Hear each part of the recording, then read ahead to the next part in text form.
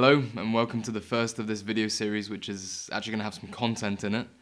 This one's titled, Why Would You Listen to Me? I thought I'd give you a little bit of background on me and why I feel slightly qualified to talk about mindfulness and what my mission is with these videos. So, in terms of my background, at school I was quite a high achiever. And I got good A-levels. I played rugby to quite a high standard. I was head boy of my school. All in all, from the outside of things, I looked like I had it together pretty well. And after I left school, I went to go do a ski season. And in typical fashion, with my personality, I took everything to the extreme. And I ended up ditching my university place that I had at Bath to do biology. And I was just going to be a ski bum. I was aiming to compete in big mountain skiing. That was the dream. But about 2 weeks after I made this decision, I bust my anterior cruciate ligament in my knee, doing a jump that was way too big for my skill level in the park. And this really set me back, because my whole life I'd had this outlet through either rugby or skiing or any sort of physical attribute to be able to engage in something intense and that I felt was meaningful. And when that was ripped away from me for a while through this injury, it turns out that my foundations underneath were very cracked. And I ended up just doing a lot of self-sabotage and unwholesome things with my time, really affecting my health and my relationships with people. I still had fun in my 2 years working abroad and traveling after school, but looking back, I was actually really struggling. So then when I went to university, I had my knee operation, and after about 4 months, I went to yoga. I had a friend called Emma, shout out Emma, who invited me to come to yoga, and I just thought it'd be cool to get back to rugby. The aim was to get back and play in rugby. Stability, balance, it all made sense to me. But the man who walked in and the man who walked out of that yoga class were two different beings. And at university, I was studying neuroscience.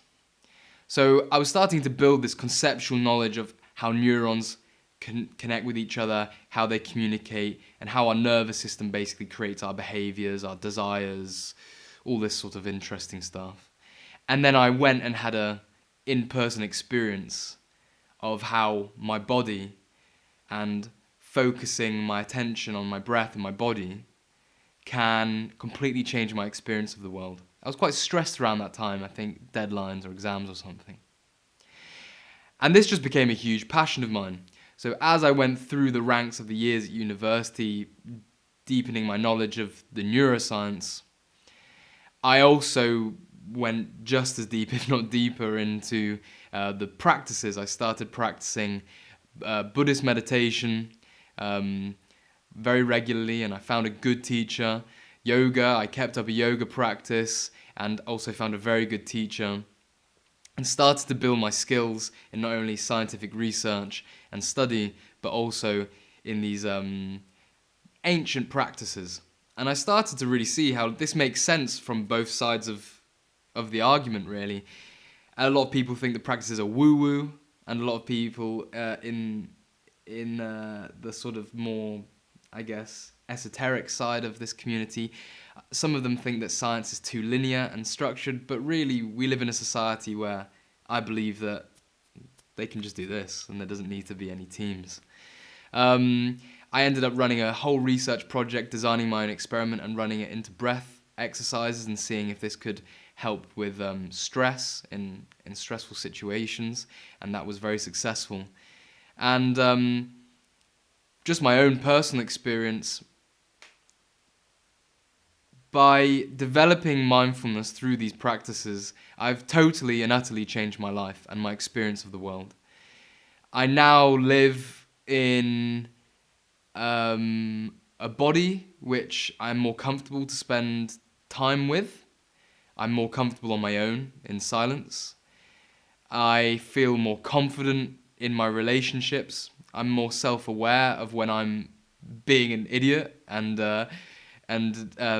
doing things which are self-destructive. And I'm not by any means where I like perfect or reached my ultimate goal, but I used to wave a lot. I used to have these like manic episodes where I'd be really intense and then I'd just drop into like being a sloth and drinking too much and partying too much. I just had no balance. And what I'd really say is in my life now, I have a lot more balance, and I also feel like I have tools. When I feel anxious or depressed or whatever emotion, I no longer have these questions of how long will this last? Is this me forever? Why do I feel like this? Am I different to everyone? I feel more secure in who I am, and I feel empowered. I just feel more empowered in any situation externally or internally which seems to arise for me.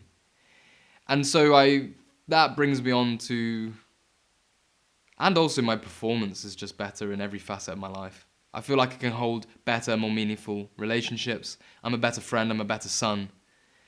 And a lot of this will be to do with just growing up and maturing, but I really believe and attribute a lot of my progression in these facets to be due to these practices. And this brings me on to my mission. I've found so much value in this, and I feel like I'm in a situation where I understand the neuroscience and the actual practices, and I feel like therefore I'm drawn to helping people understand how this is scientifically backed stuff. And I really just want to spread the word about it because I've found so much value myself. And that's really it for this video. That's why I think you could listen to me during this video series. So I'll end that there. I hope you enjoyed this video, and I'll check you in the next one, which is about the 3 main benefits that I think anyone could gain from practicing mindfulness. So I'll check you there. Cheers.